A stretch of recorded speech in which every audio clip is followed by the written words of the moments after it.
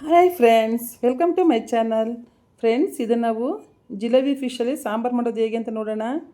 ತುಂಬ ಚೆನ್ನಾಗಿರುತ್ತೆ ಮತ್ತು ಹೆಲ್ತಿ ಕೂಡ. ನೋಡಿ, ನಾನು ಈಗ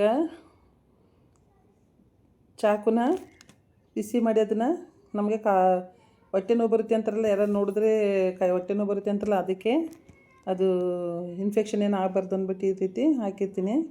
ಬೆಂಕಿಗೆ ಇಟ್ಟು ಅದನ್ನು ಸ್ಟವ್ ಮೇಲೆ ಅದನ್ನು ಹಾಕಿ ಅದಕ್ಕೆ ಸಾರೊಳಗಡೆ ಹಾಕಿರ್ತೀನಿ. ಈಗ ನಾನು ಬೇಕಾದಂಥ ಪದಾರ್ಥಗಳು ನೋಡಿ, ಈರುಳ್ಳಿ ಹಾಕತ್ತಿದ್ದೀನಿ ರುಬ್ಬೋದಕ್ಕೆ.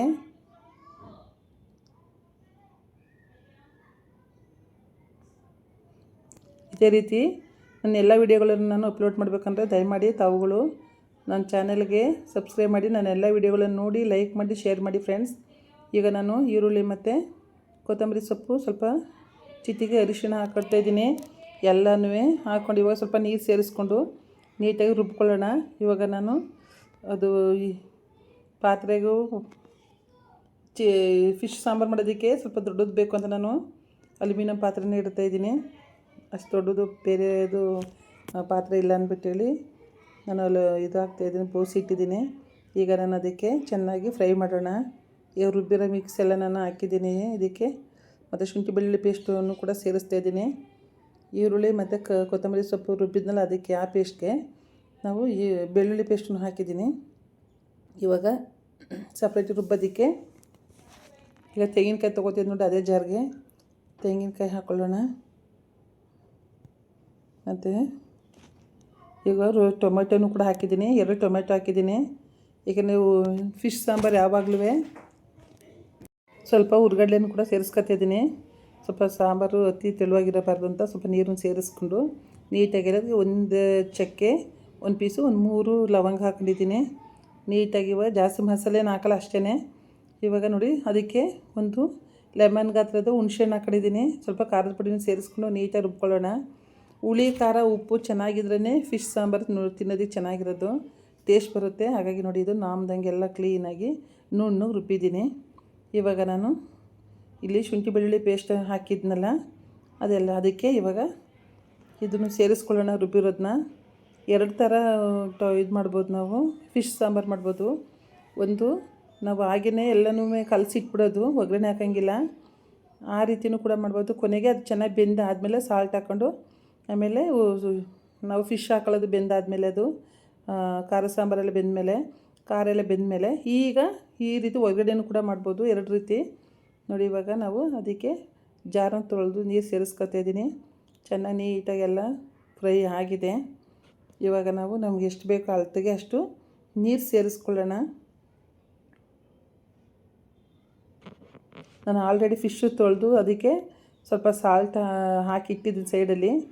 ಈಗ ನಮ್ಗೆ ಎಷ್ಟು ಬೇಕೋ ಅಷ್ಟು, ಗಟ್ಟಿ ಬೇಕೋ ತೆಳು ಬೇಕೋ ಅಷ್ಟಕ್ಕೆ ನಾವು ನೀಟಾಗಿ ಇದನ್ನು ಸಾಲ್ಟು ಕೂಡ ಹಾಕಿದ್ದೀನಿ. ಎಷ್ಟು ಬೇಕಷ್ಟು ನೀಟಾಗಿ ಎಲ್ಲನೂ ಮಿಕ್ಸ್ ಮಾಡ್ಕೊಳ್ಳೋಣ. ಈಗಲೇ ಹುಳಿ ಹದವಾಗಿದೆ, ಸ್ಮೆಲ್ ಬರ್ತಾಯಿದೆ ಆಲ್ರೆಡಿ ಸ್ವಲ್ಪ.